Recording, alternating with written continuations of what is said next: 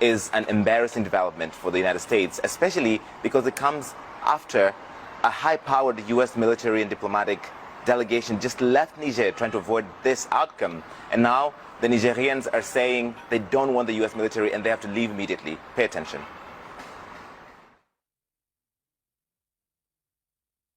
The government of Niger, taking into account the aspirations and interests of its people, decides with full responsibility to denounce with immediate effect the agreement relating to the status of military personnel of the United States and civilian employees of the American Department of Defense in the Republic of Niger.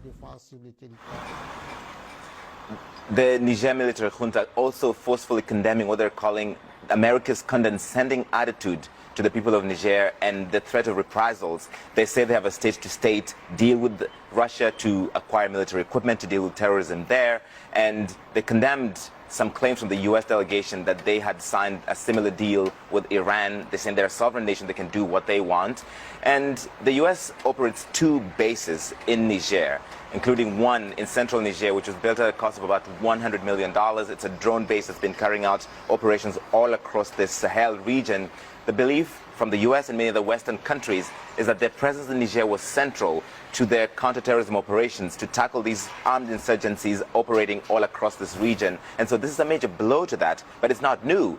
The Niger military junta also kicked out the French military, and they finished that withdrawal in December. There's a few German and Italian troops that remain in the country, but for the most part, this junta does not like foreign troops on their soil, and they know that's also a popular thing among the population, so they know doing this helps make them look good with a wider population, Linda. All right. Good explanation, Arimador, for us. Good to have you on the story. Thanks so much.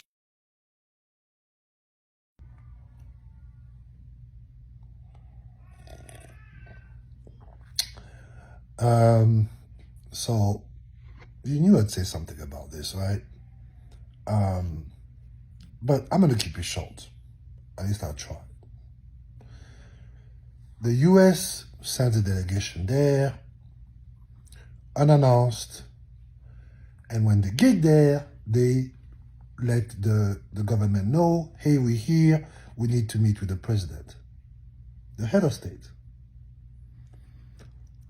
The head of state did not let him in, right? Did not meet with them. Instead, they met with his cabinet. They stayed there 3 days, hoping to meet with the head of state, right? That didn't happen. I don't know. I don't get it about the U.S., right? You can't just show up in one's country and demand to meet with the head of state. Like, I don't see a president of Gabon or South Africa just showing up in D.C. and say, hey, I'm here, I need to meet with Biden. It doesn't work like that, right? But why do the U.S. think that it's okay for them to show up in one's country and then just say that? I don't get it. It's up to you guys. You guys make it what you want, right?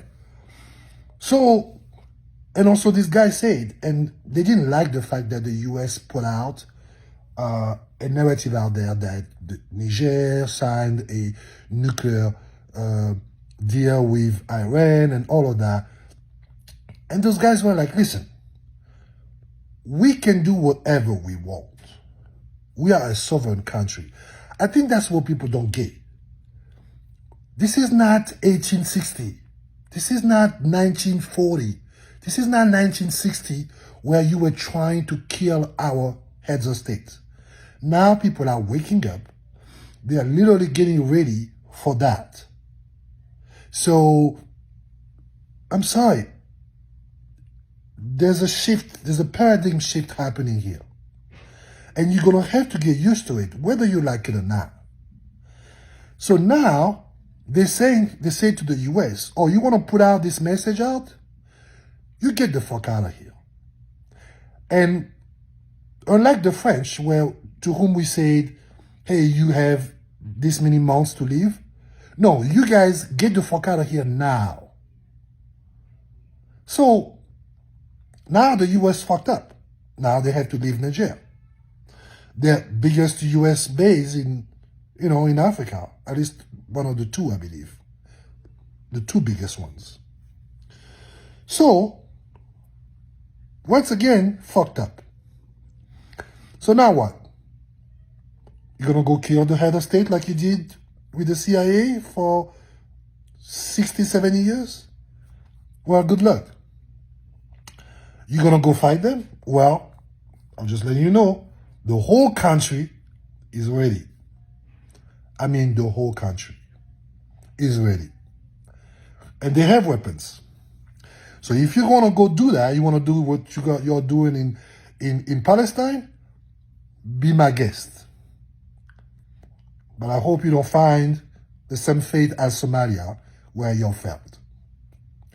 So,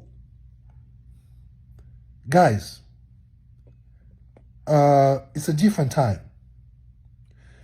You need to start respecting Africans, or I guarantee you, this is just the beginning. Y'all have a great Sunday.